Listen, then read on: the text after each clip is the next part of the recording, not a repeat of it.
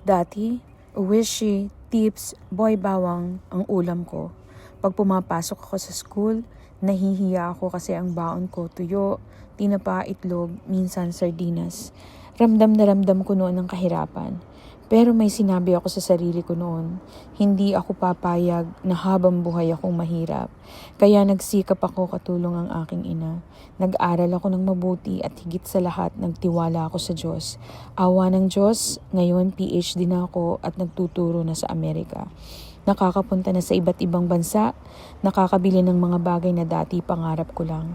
Baka nga isang araw makapagpagawa na rin ako ng ilong.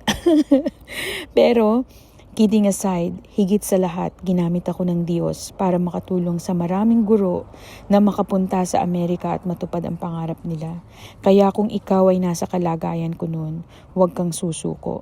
Magtiwala ka sa Diyos, balang araw, ikaw naman ang magiging inspirasyon.